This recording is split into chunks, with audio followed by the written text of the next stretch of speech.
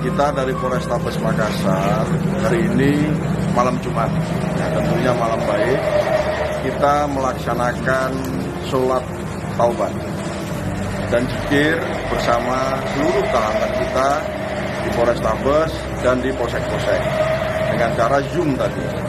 Tujuannya adalah supaya teman-teman yang pernah melakukan kejahatan bisa disadarkan sehingga ke depan setelah keluar dari pembinaan lembaga pemasyarakatan yang bersangkutan bisa kembali menjadi masyarakat yang baik.